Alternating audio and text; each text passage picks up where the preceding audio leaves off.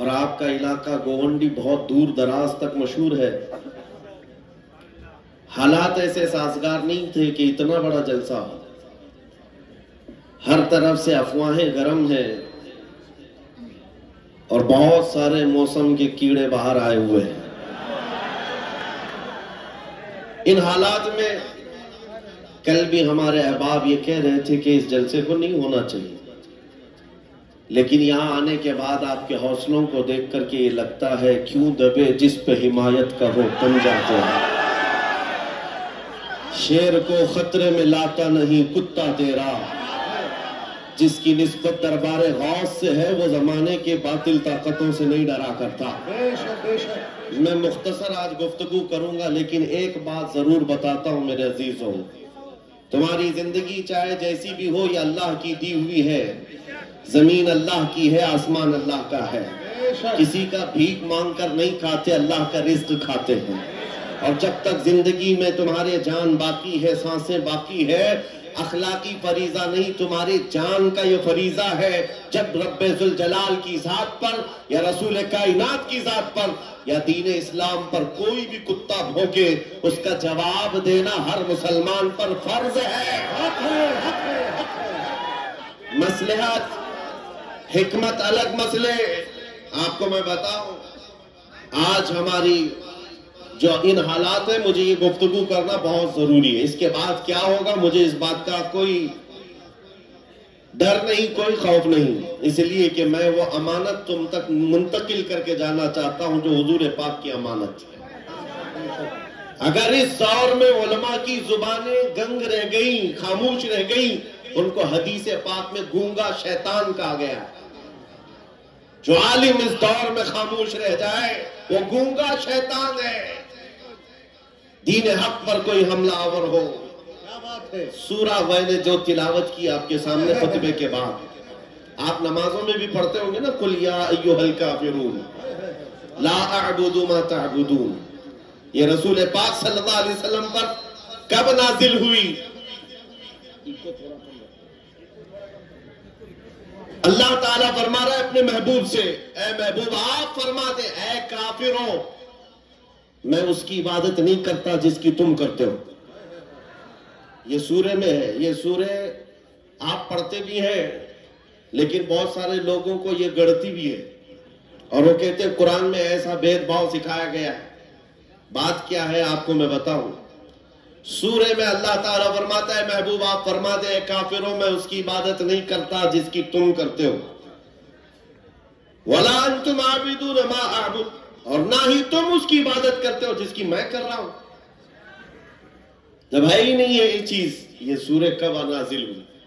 مشرکین مکہ نے آ کر ایک بار حضور سے عرض کیا کہ دیکھیں مسئلہ آپ کا بڑھتا چلا جا رہا ہے، ایمان والے بڑھتے جا رہے ہیں، روز بروز اسلام میں داخل ہوتے جا رہے ہیں. لوگ ایک کام کرتے ہیں، آپ جو ہے باطل خدا جن کی ہم پوجا کرتے عبادت کرتے ان کو برا بھلا مت کہیں.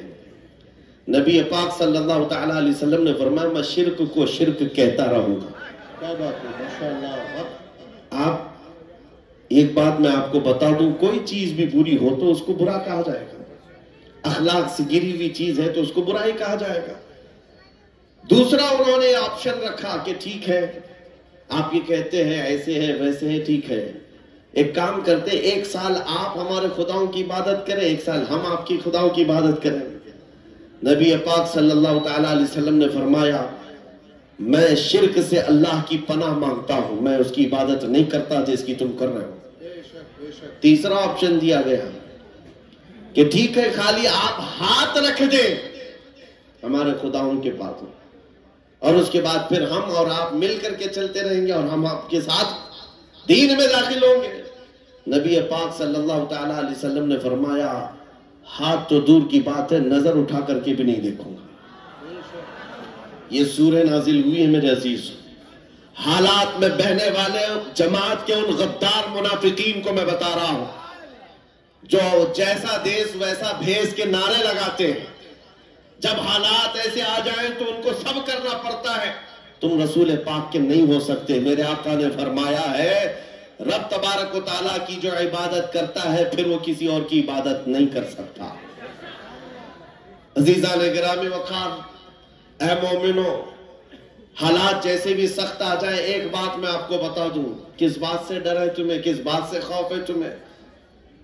میرے عزیزوں، میں تو کہتا ہوں کم از کم سنیوں کو تو حالات سے نہیں ڈرنا چاہیے جو ہر سال کربلا سنتے آتے ہیں۔ یزید کے ناچ کو دیکھا ہے، سنا ہے، اور حسین اعظم کے بچوں کی مظلومیت بھی سنتے آتے ہیں۔ ایسے حالات تو نہیں آئے کہ تمہارے 6 ماہ کے بچوں کے گلے میں تیر چلایا گیا ہو، پھر ڈر کس بات کا ہے، خوف کس بات کا ہے؟ ہاں، ایک بات میں آپ کو بتا دوں، تمہارا یقین اتنا پختہ ہو جائے کہ ایک لفظ بار بار ہم دہراتے ہیں، اور کچھ لوگوں نے آج مجبور بھی کر دیا ہے کہ ہم اور کہیں اللہ اکبر، اللہ اکبر، اللہ اکبر۔ اللہ سب سے، عقیدہ ہے کہ نہیں آپ کا؟ اللہ سب سے، یہ عقیدہ کب آیا آپ کے پاس پتا ہے؟ جس دن تم پیدا ہوئے تھے، تمہاری ماں کی گود میں آئے، مؤذن آیا، کوئی مولوی آیا اور کان میں سب سے پہلے کیا کہا؟ سب سے پہلے کیا کہا؟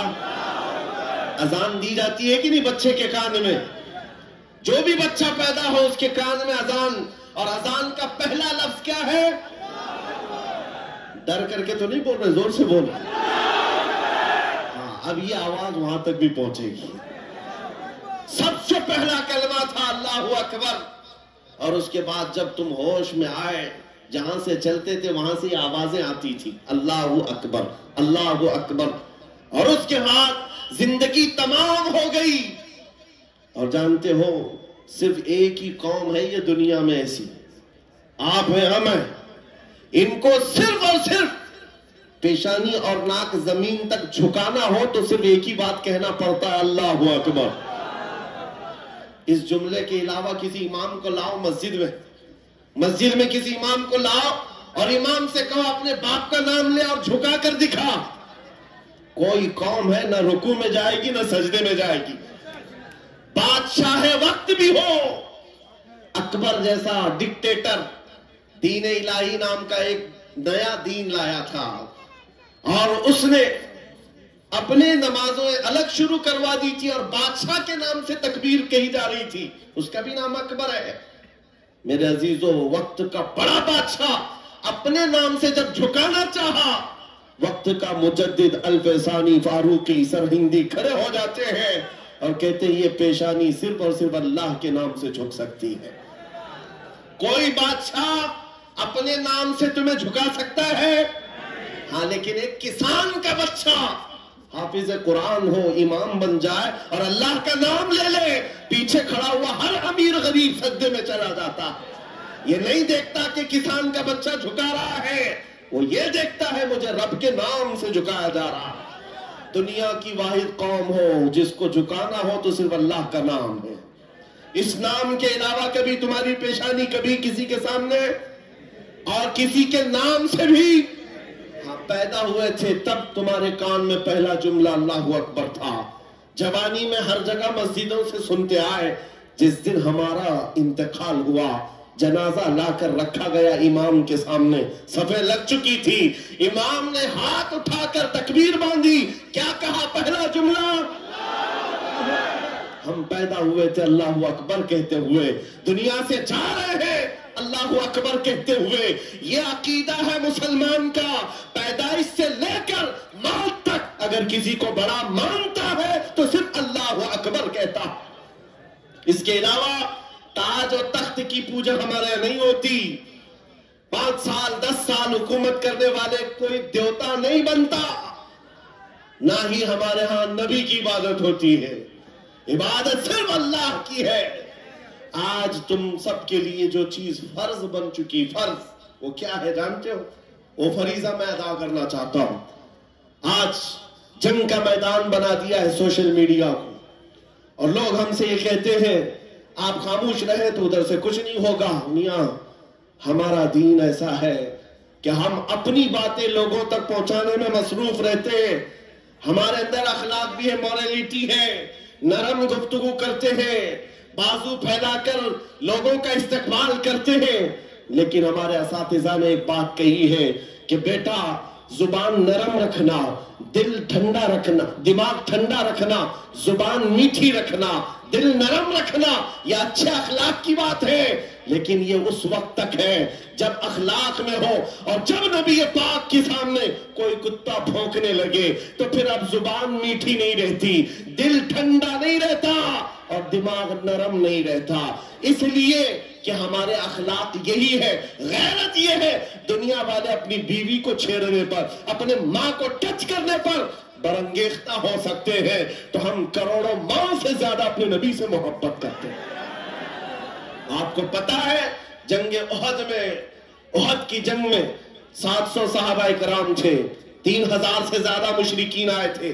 یہ جنگ احد پہلے تو ایسا ہوا کہ صحابہ غالب آ گئے، ان کو مار کر بھگا دیا، میدان جنگ سے مشرکین بھاگتے رہے سامان چھوڑ کر، لیکن تھوڑی دیر کے بعد ہوا یہ کہ صحابہ اکرام مال غنیمت جمع کر رہے تھے، مشرکین پیچھے سے آ کر حملہ آور ہوئے۔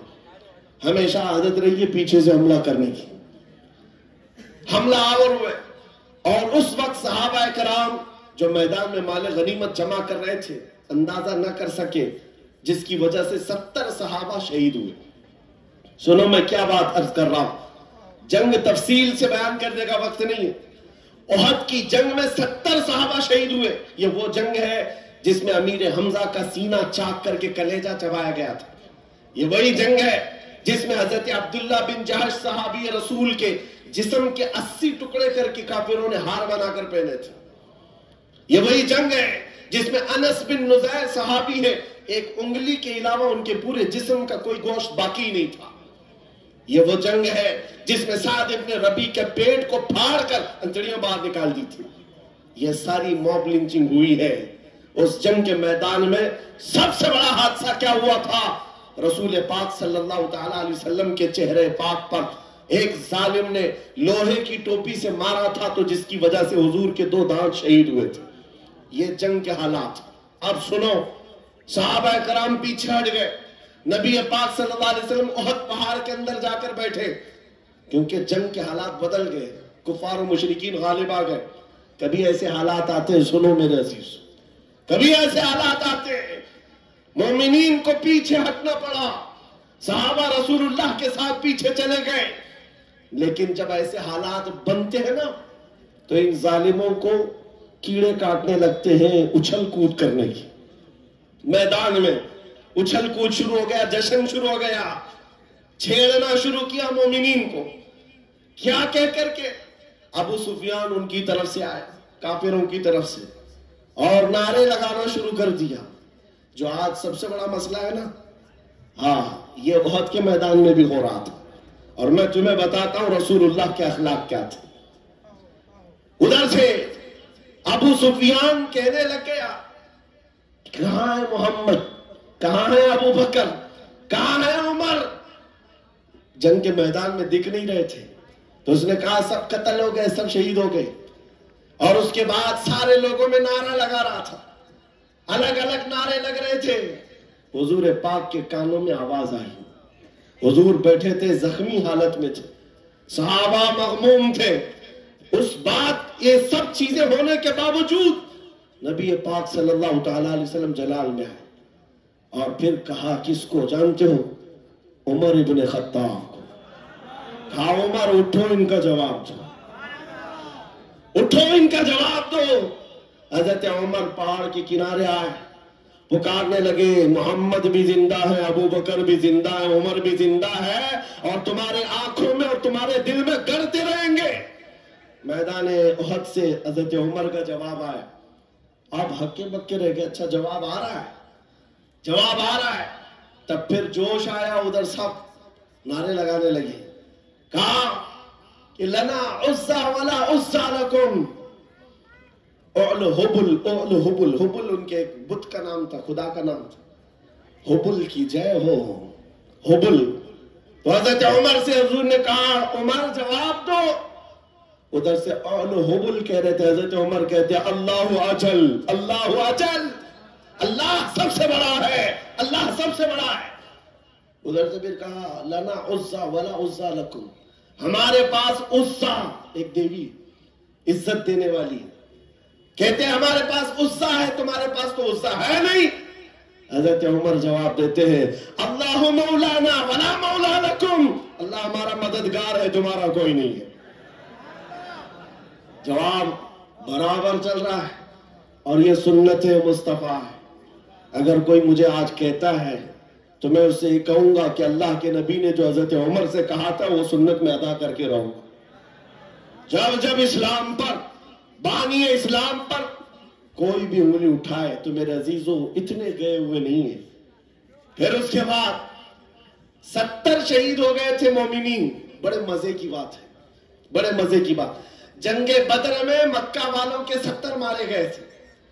جنگ بدر پہلے ہوئی، دوسرے نمبر پر احد، اور اس میں 70 ایمان والے مارے گئے، شہید ہوئے۔ تو اب ابو سفیان ادھر کافروں کی طرف سے کہتا ہے کہ اے عمر کب تک جواب دو گے؟ برابر ہو گیا، تم بدر میں 70 ہمارے مارے تھے، احد میں ہم 70 تمہارے مارے، برابر برابر ہو گیا۔ کیا مزے کا جواب دیتے ہیں۔ اس عمر فاروق کی تربت پر کروڑوں سلام۔ کہتے کون سی برابری کی بات کر رہے ہو؟ کون سی برابری؟ یاد رکھو ابو سفیان، 70 تمہارے مارے گئے، 70 ہمارے مارے گئے، کوئی برابری نہیں۔ تمہارے مرے ہوئے دوزخ میں ہے، ہمارے مرے ہوئے جنت میں ہے۔ نعرہ تکبیر، نعرہ رسالت، شیر ہندوستان، حضرت علامہ مفتی سردار اظہری صاحب سننا، اسلامی معاشرہ کانفرنس، نعرہ تکبیر، نعرہ رسالت۔ تمہارے مرے ہوئے دوزخ میں ہے، ہمارے شہید جنت میں ہے۔ یہ فرق ہے، بڑا فرق ہے۔ اے عزیزو، اے سنیو، اس بات کو یاد رکھو، اللہ کریم کا یہ دین اسلام صبح قیامت تک پھلتا پھولتا رہے گا۔ لوگ آئیں گے جائیں گے، ہم جیسے ہزاروں مر بھی جائیں گے، دین اسلام اپنی حقانیت کی بنیاد پر ہمیشہ زندہ رہے گا۔ لیکن آپ کو یہ سمجھنا ہے آج اسلام کا دفاع کیسے کریں گے۔ اسلام کا دفاع صرف یہ بات ہے کہ تمہارے اندر اتنی تو اخلاقی جرات ہو، اتنی اخلاقی جرات ہو۔ جانتے ہو جب رسول پاک صلی اللہ علیہ وسلم مدینے میں تھے، جب کبھی حملہ آور ہوتے لوگ تو جنگیں ہو جاتی تھی۔ ایک صحابی ہے، عمر 60 سال کی ہو گئی، بڑھاپا تھا، کمزوری تھی، وہ کون ہے جانتے ہو؟ حسان بن ثابت، رسول اللہ کے صحابی ہیں، جنگوں میں شرکت نہیں کر پاتے، کسی غزوے میں نہیں جا پاتے۔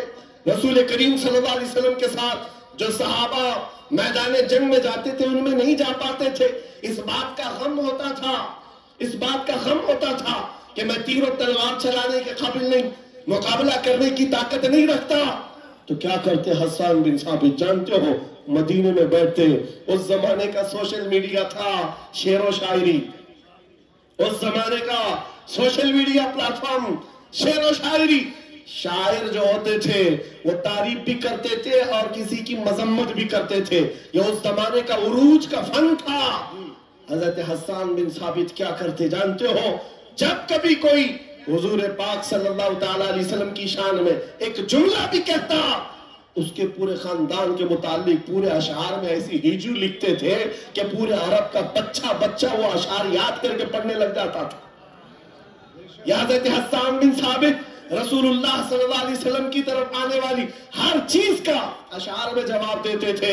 کبھی کوئی کہا محمد عربی صلی اللہ تعالی علیہ وسلم کے لیے ابو جہل، ابو لہب، یہ جتنے بھی دشمنان اسلام تھے، انہوں نے ہجو کیا تو یوں کہا کہ محمد صلی اللہ تعالی علیہ وسلم نہ چہرے میں اچھے ہیں، نہ خد و خال میں اچھے ہیں، نہ دیکھنے میں اچھے ہیں، یہ ہجو کرنے کے الفاظ میں کہہ رہے تھے۔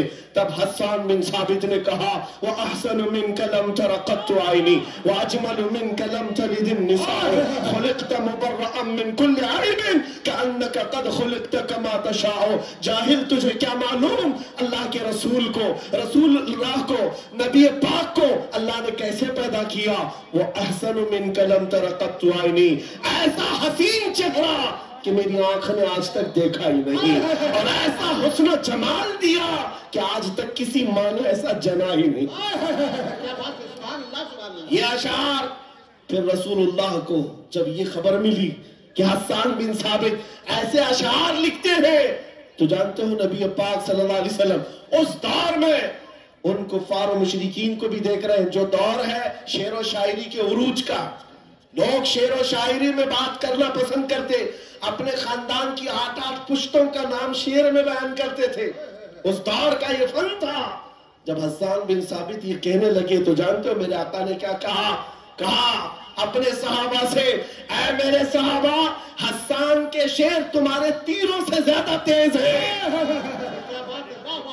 حضور کا دفاع کرنے کے لیے تلوار، چاقو، بندوق، بارود کی ضرورت ہی نہیں، حسان بن ثابت کے شعر ہی کافی ہیں۔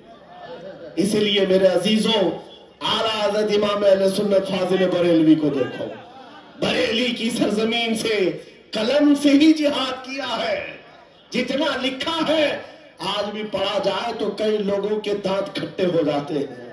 جب نبی پاک صلی اللہ تعالیٰ علیہ وسلم کی شان میں اس دور کے جبہ کبہ والے بھوک رہے تھے کہ ان کا علم اتنا ہے، ان کا علم اتنا ہے، یہ پیٹ پیچھے کا نہیں جانتے، دیوار پیچھے کا نہیں جانتے، جب اعلیٰ حضرت اپنے قلم سے دفاع کر رہے تھے، ڈیفنس کر رہے تھے، تم رسول پاک کو ناپ رہے ہو۔ سنو ان کا مقام کیا ہے، سرور کہوں کہ مالک و مولا کہوں تجھے، باغ خلیل کا گل زیبا کہوں تجھے، اللہ نے تیرے جسم منور کی تابشیں، اے جان جام جان تجلا کہوں تجھے، تیرے تو اس عیب تناہی سے ہے بری، حیران ہوں میرے شاہ میں کیا کیا کہوں تجھے۔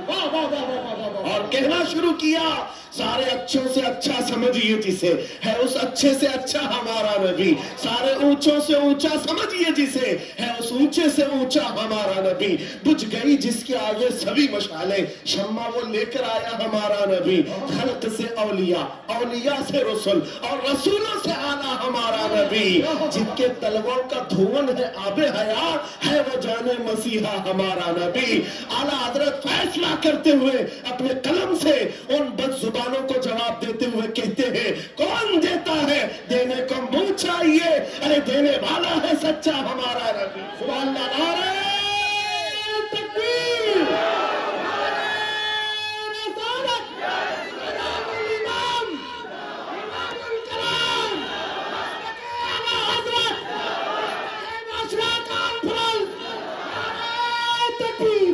سبحان اللہ، سبحان اللہ۔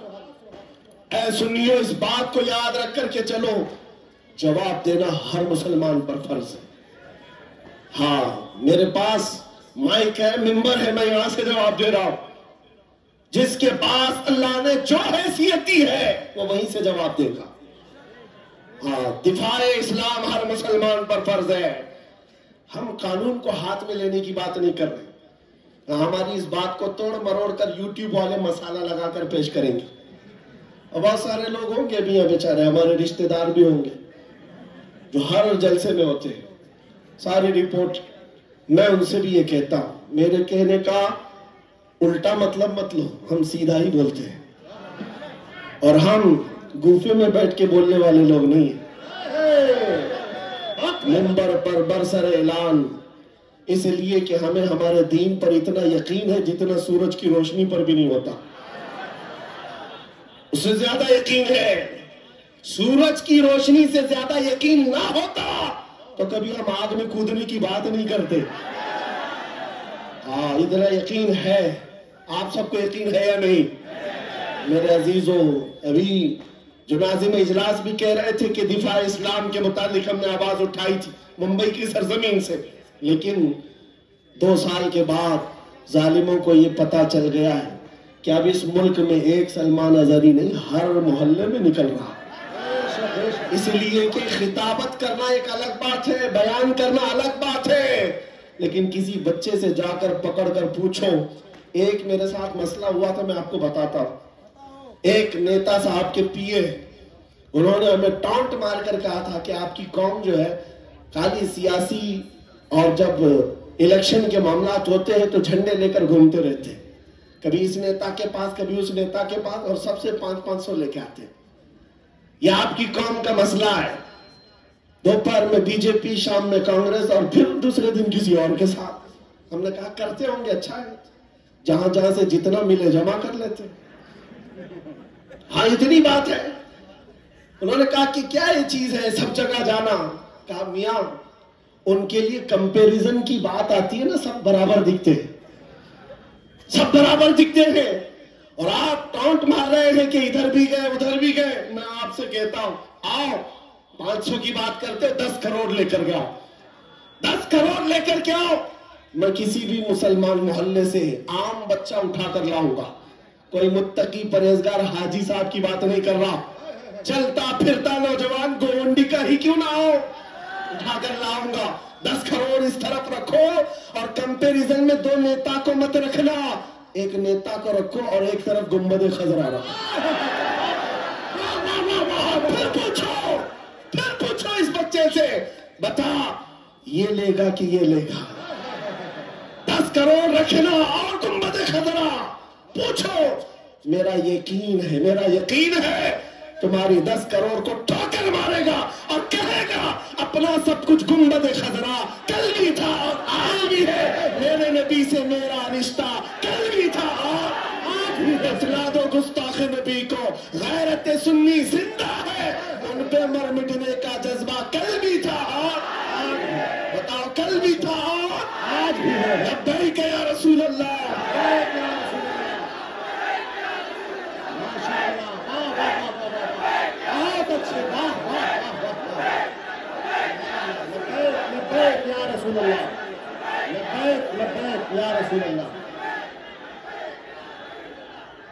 میرے عزیزوں، دنگا فساد کسی بھی جلسے میں ہمارے آج تک نہیں ہوا. میں تقریباً 200 سے زیادہ جلسوں کو خطاب کر کے آیا ہندوستان بھر. کسی جگہ دنگا فساد ہم نے نہیں کرایا، نہ ہی جلسے کے بعد. لیکن پھر بھی ایک خوف کہ ان کا پروگرام نہ ہونے پائے. ایم پی میں ایک جگہ پر بیچارے پرشاسن والوں نے کہا خرچہ پورا ہم دیں گے، دوسرے مولانا کو بلاؤ. جلسے والوں نے کہا کہ خرچہ دے رہے ہم کو، دوسرے کو بلاؤ. میں نے پوچھا نہ دنگا فساد ہو رہا ہے، کچھ بھی نہیں ہو رہا ہے. بات اتنی ہے میرے عزیزوں، جب حضور کے عشق میں ایک پاگل بات کرتا ہے تو سارے پاگل چلاتے ہیں، پھر کہتے ہیں لبیک یا رسول اللہ. یہ جو بیداری ہے حضور کے نام کی، اسی سے دنیا خوف زدہ ہے. 100 سال پہلے اسی دھرتی پر انگریز یہ کہہ کر گئے تھے یہ فاقہ کش موت سے ڈرتا نہیں، ذرا یہ بھوکا رہتا پیاسا رہتا ہے، موت سے گھبراتا نہیں، روح محمدی اس کے بدن سے نکال دو. انگریز کہتے تھے اس کو اگر بے خوف کوئی چیز کرتی ہے وہ حضور کی محبت ہے، حضور کی محبت ہے جو اسے بے خوف بناتی ہے. میرے عزیزوں بے خوف ہو کر جیو. مرنا تو ایک دن ہے، کسی ہاسپٹل میں پاؤں رگڑ رگڑ کر مرنے سے بہتر ہے حضور پاک کا نعرہ لگا کر دنیا سے جائے. اور قیامت کے دن میں ہمارا یقین ہوگا، حشر میں ہوگا خلد میں داخلہ اس شان سے یا رسول اللہ کا نعرہ لگاتے جائیں.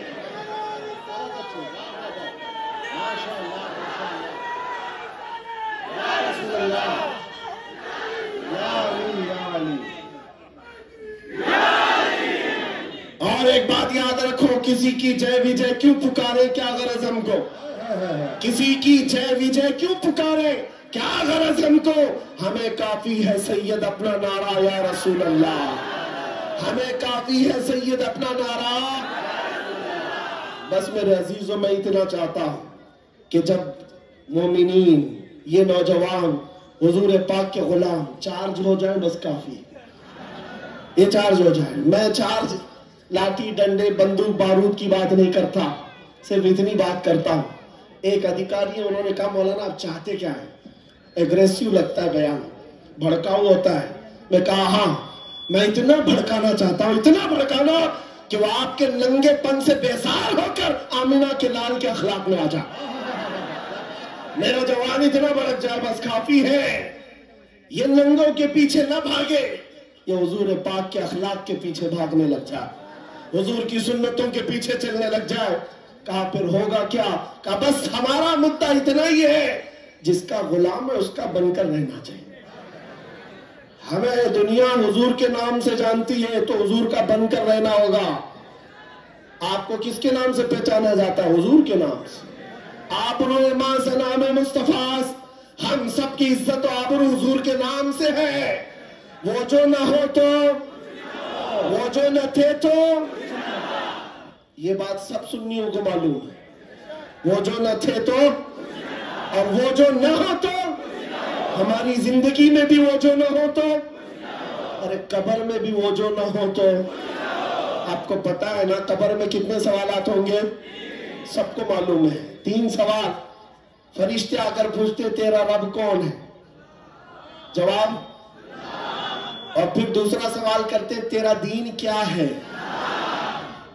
2 سوالات تو ہو گئے. تیرا رب کون ہے، تیرا دین کیا ہے. تیسرا سوال یہیں آ کر بہت سارے اپوزیشن والے اٹکتے ہیں. ما كنت تقول في حق هذا الرجل.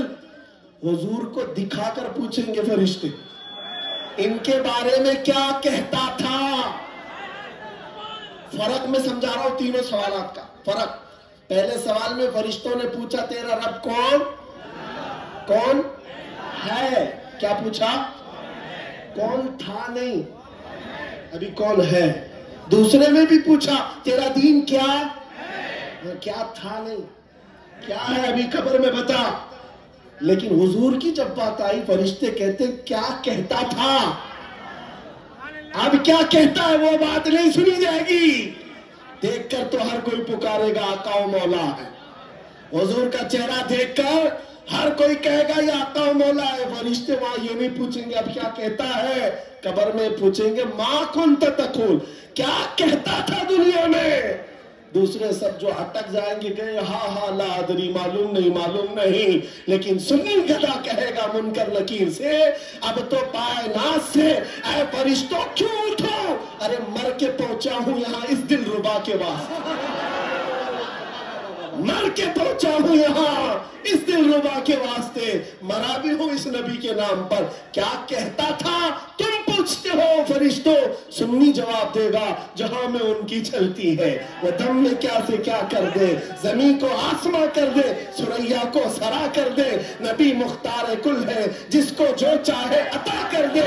بھری جنت ہبا کر دے اور بھری جنت ہبا کر دے. یہ میرے نبی کے متعلق سنی گدا کہے گا. پھر میں پوچھتا ہوں قبر میں بھی وہ جو نہ ہو تو، جواب تو وہاں آ کر دینا ہی ہوگا. حشر کی بات چلو. حشر میں آدم علیہ السلام سے لے کر عیسیٰ علیہ السلام تک سب جگہ جائیں گے. سارے نبی کہیں گے جاؤ کسی اور کے پاس، اور حضور کہیں گے آجا میرے پاس. فرق قیامت کے دن شفاعت رسول اللہ کی ہے. حضور سجدے میں گر کر ہر ایک کی بخشش کروا رہے ہیں. یہاں تک کہ میرے آقا فرماتے ہیں قیامت کے دن میرا حال یہ ہوگا، ایک کندھے پر چادر ہوگی وہ کھسک کر کے گر رہی ہوگی، میں ایک ہاتھ سے چادر سنبھال رہا ہوں گا اور دوسرے ہاتھ سے اپنے امتیوں کو پکڑ کر جنت میں لے جا رہا ہوں. قیامت کے دن بھی وہ ہم کو نہ بھولیں گے نہ فراموش کریں گے. عزیزان گرامی اب پھر پوچھتا ہوں حشر میں بھی وہ جو نہ ہو تو، جب تمہیں پتا ہے دنیا میں بھی وہ جو نہ ہو تو کچھ نہ ہو، قبر میں بھی وہ جو نہ ہو تو اور حشر میں بھی وہ جو نہ ہو تو پھر ان کی بات کیوں کریں. آج لے ان کی پناہ، آج مدد مانگ ان سے. کل نہ مانیں گے قیامت میں. اگر مان گیا انہیں جانا انہیں مانا، نہ رکھا غیر سے کار. للہ الحمد میں دنیا سے مسلمان گیا. ماشاءاللہ سبحان اللہ. بس میری یہ تقریر کا خلاصہ ہے. میری تقریر کا خلاصہ یہ ہے، ایمان ایسا رکھو کہ حضور پاک صلی اللہ تعالی علیہ وسلم کے نام سے ہمارا دین ہے، ہماری عزت ہے. آج اگر حالات ہمارے موافق نہیں ہے تو ایسا نہیں ہے کہ ہمیشہ رہے. رات ہوئی ہے نا، ابھی صبح ہوگی کہ نہیں ہوگی؟ بچہ بھی بولے گا کہ صبح ہوگی. ہاں سورج نکلے گا، روشنی آئے گی. ہمیشہ اندھیرا نہیں ہوتا، وقت بدلتا ہے اور صبح آتی ہے. آج اگر کسی کیڑے کو حکومت ملی ہو اور اگر کسی کتے کو بھونکنے کی زبان آئی ہو تو اس کا مطلب یہ نہیں ہے کہ وہ بادشاہ بن گیا ہمیشہ کا. ہم نے تاریخ میں دیکھا بڑے بڑے چنگیز آئے، بڑے بڑے ہلاکو آئے، اسلام کو ختم کرنے کی باتیں کرتے رہے، لیکن آج ڈھونڈ کر نکالو ان کی قبریں بھی نہیں ملتی، ان کا نشان بھی نہیں ملتا، سب ختم ہو گئے، یونان و مصر و روما سب مٹ گئے جہاں سے، باقی مگر ہے اب تک نام و نشان ہمارا، کچھ بات تو ہے کہ مٹتی نہیں ہستی ہماری، صدیوں رہا ہے دشمن دور زماں ہمارا، توحید کی امانت سینوں میں ہے ہمارے، آسان نہیں مٹانا نام و نشان ہمارا۔ بے شک بے شک۔ ہاں اتنی بات یاد رکھو، حالات کے اعتبار سے بہت سارے لوگ ڈرے سہمے ہوئے ہو، زیادہ سے زیادہ آپ میں کیا ہوگا، ابھی لوگ اپنا لباس بدلنے لگ جائیں گے، لوگ اپنے نام بدلنے لگ جائیں گے، ڈر کر ہواؤں سے طوفانوں سے گھبرانے والا غلام مصطفیٰ نہیں ہو سکتا، نہیں ہو سکتا۔ یہاں پر آپ دیکھا جائے گا لوگ اب ڈرائیں گے دھمکائیں گے، کئی لوگوں کو دیکھا جا رہا ہے کہ زبردستی پکڑ کر ایک مزدور طبقے کے کسی نوجوان کو پکڑیں گے جو کام کاج کرنے والا، کہا بس تجھے جینا ہے اس دھرتی پر تو ہمارا نام لینا ہوگا۔ یہ زور زبردستی یہ اس بات کو بتا رہی ہے کہ ہمیشہ زور زبردستی دوسرے دینوں کی طرف سے ہوئی ہے، اسلام تو یہاں جو آیا تھا میرے عزیزوں کس کے ذریعے سے آیا اسلام پتا ہے؟ بڑے بڑے بادشاہوں نے اسلام یہاں نہیں پہنچایا ہے، مدینہ طیبہ سے گدڑی پہن کر آنے والا غریب نواز اسلام پہنا ہے۔ جھولی میں تلوار تو دور کی بات ہے، سبزی کاٹنے والی چاقو بھی نہیں تھی، لیکن اس غریب نواز نے 90 لاکھ لوگوں کو اسلام دیا ہے، بے شک بے شک۔ کلمہ طیبہ پڑھایا، وہ اخلاق سے متاثر کیا ہے۔ عزیزان گرامی وقات، میں آج آپ سے بھی یہ کہوں گا، حالات کے تمہارے نامساعد ہونے سے، تمہارے موافق نہ ہونے سے یہ کبھی نہ کرنا کہ تم اپنے آپ کو بدل لو، کبھی نہ کرنا کہ تم اپنی ٹوپیاں چھپانے لگ گئے، داڑیاں چلا کر گٹر میں ڈالنے لگ گئے، تم اپنے آپ کو بدل کر سیکولر بننے کی کوشش کرنے لگ گئے۔ ہم دیکھ رہے ہیں وہ سیکولر بننے والے کتے کہاں کہاں گھوم رہے ہیں آج، ہاں کسی کی دھوتی میں چاٹ رہے ہیں، اور 6 مہینے کے بعد پجاریوں نے لات مار کر بھگایا ہے۔ دیکھا ہے لکھنؤ سے ایک رافضی کتا دھرم بدل کر گیا تھا، نام بدل کر گیا تھا، اور یہ دجالی میڈیا ہاٹ سیٹ پر بٹھاتے تھے، اب بولو ایکس مسلم ہے، یہ سارے ایکس مسلم میڈیا کی شان ہے۔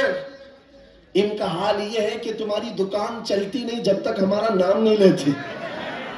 میڈیا والوں کا حال بھی یہی ہے، 24 گھنٹے بھوکتے رہے ہمارے اوپر، تم بتا رہے ہو کہ تمہاری آمدنی بھی ہمارے نام سے، تمہاری انکم بھی ہمارے نام سے، ارے چینل تو چینل ہے، تمہارے پورے الیکشن ہمارے نام پہ، ساری جگہ پر کیوں ہم کو مدعا بنایا گیا ہے ہر جگہ، اور پھر ایک طرف کہتے ہو بڑی بیکورڈ ہے یہ قوم، یہ بڑی ٹوٹی پھوٹی ہوئی ہے، ان کا کوئی قائد نہیں۔ ارے ٹوٹی پھوٹی ہوئی جماعت جب اس طرح ہے تمہارے لیے جڑی ہوئی ہو تو پھر کیا ہوگا؟ میں بات آگے نہیں کرتا، صرف اتنی بات کہہ رہا ہوں، اتنی بات آپ کو بتا رہا ہوں کہ جن لوگوں نے یہ کیا ہے حالات سے خوف کھا کر یا سمپتی گین کرنے کے لیے یا کسی کی خوشامدی اور چاپلوسی کے لیے چلے گئے، تو ان کا حال کیا ہوا؟ میاں جو اپنی برادری کے علاوہ دوسری کاسٹ کو نہیں تسلیم کرتا کبھی، وہ تمہارے کو کب قبول کرے گا؟ قرآن کہتا ہے ہرگز تم سے راضی نہیں ہوں گے، تم کب تک ان کے لیے جوتے اٹھا کر گھومتے رہو گے؟ ساری چیزیں راضی کرنے کی نہیں ہوتی، خوشامدی کی نہیں ہوتی، اگر راضی کرنا ہو اللہ کو راضی کرو، ایک سجدے سے راضی ہو جائے، ایک سجدے سے اللہ راضی ہو جائے، تو دنیا کی چاپلوسی میں کیوں زندگی گزارتے ہو؟ اللہ کو راضی کرو، اللہ راضی ہے تو پھر سارے راستے خود کھل جاتے ہیں، اور رزق دینا کسی اور کے ہاتھ میں نہیں، اللہ رزاق ہے، اللہ رزاق ہے۔ دنیا اگر ایک دروازہ بند کرے گی میرا مولا 70 دروازے اور کھولے گا۔ امتحان ہوگا، تھوڑا امتحان ہوگا، سٹرگل کرنا ہوگا، لیکن آئے گا وقت، اجالا آئے گا۔ میں آپ سے کہتا ہوں نہ گھبراؤ مسلمانوں، ابھی خدا کی شان باقی ہے، ابھی اسلام زندہ ہے، ابھی قرآن یہ ظالم کافر کیا سمجھتے ہیں جو روز ہم سے الجھتے ہیں؟ ابھی کربلا کا آخری میدان، ابھی کربلا کا آخری میدان، کچھ دیر کی خاموشی ہے پھر شور آئے گا۔ اگر آج کتوں کا وقت ہے تو کل ہمارا دور ہے۔ میں کسی کے سلسلے میں نہیں کہہ رہا، بس بات اتنی کہہ رہا ہوں، امن کا وقت بھی آنا ہے، امن کا وقت بھی آئے گا اور تمہارے لیے فضا خوشگوار بھی ہوگی۔ شرط اتنی ہے، قرآن کہتا ہے لا تہنوا ولا تحزنوا وانتم الاعلون ان کنتم مؤمنین، تم گھبراؤ مت، پریشان مت ہو، اللہ تم کو سب سے زیادہ کامیاب کرے گا۔ شرط یہ ہے کہ میرے نبی کی غلامی میں آ جاؤ۔ کی محمد سے وفا تو نے تو ہم دے رہے ہیں، یہ جہاں چیز ہے کیا، لوح قلم تیرے ہیں، یہ جہاں چیز ہے کیا، شرط کیا ہے؟ حضور کی وفاداری، حضور کی وفاداری، حضور کی سنتوں کو زندہ کرنے کا عزم کریں گے نوجوانوں؟ گونڈی سے انقلاب آئے گا۔ یہ قلب شہر میں چاہتا ہوں نشہ سے پاک گونڈی ہونا چاہیے، ہر طرح کی بے حیائی اور آوارگی سے پاک گونڈی ہو۔ نبی پاک صلی اللہ تعالی علیہ وسلم کے اخلاق سے متاثر دنیا اگر پوچھنا چاہے کہ حضور کے اخلاق ہمیں دیکھنا ہے تو لوگ تمہاری گلی کا پتہ بتائیں، ادھر آؤ، یہاں کے چلنے والوں میں مدینے کی خوشبو آتی ہے۔ اتنا انقلاب آپ کو لانا ہے انشاءاللہ۔ میں کسی اور بات کی تمنا آپ سے نہیں کر رہا، نہ کسی اور چیز کا مطالبہ کر رہا ہوں، ایک بات کھل کر بتا رہا ہوں، میں پیشہ ور مقرر نہیں، میں کسی لفافے کے لیے آیا ہوا آدمی نہیں ہوں۔ بات صرف اتنی ہے، تم میں سے ایک بھی کھڑا ہو جائے، عہد کر لے، یا رسول اللہ دہن میں زبان تمہارے لیے، بدن میں ہے جان تمہارے لیے، ہم آئے یہاں اور اٹھے بھی وہاں، ہماری تقریر وصول ہو گئی۔ اگر ایک بھی کھڑا ہو کر کہہ دے بس یہ ہماری تقریر وصول ہو گئی، انشاءاللہ العزیز دنیا دیکھے گی ہم فساد کرانے نہیں آئے تھے۔ کل کو جب یہاں کوئی آئے تو حضور پاک کے مدینے کی خوشبو محسوس کرے گی۔ آپ کو اگر کوئی ورغلاتا ہے، میاں ابھی جوانی ہے چلو عیش کریں گے، آؤ تھوڑا سا عیش کریں گے، عیاشی کی طرف لے جائے، گناہوں کے اڈوں پر، شراب کے اور جوے کے اڈوں پر، تاش کے پتوں پر، تمہاری زندگی یہ نہیں ہے نوجوانوں، یہ لائف تمہیں ان عیاشیوں کے لیے نہیں دی گئی ہے، تمہیں زندگی کس لیے دی گئی ہے؟ تاج الشریعہ فرماتے ہیں زندگی یہ نہیں کسی کی کسی کے لیے، زندگی ہے نبی کی۔ ارے نا سمجھ مرتے ہیں زندگی کے لیے، جینا مرنا ہے سب کچھ نبی کے لیے، جینا مرنا ہے سب کچھ نبی کے لیے۔ لبیک یا رسول اللہ، لبیک یا رسول اللہ، لبیک یا رسول اللہ، وآخر دعوانا الحمدللہ۔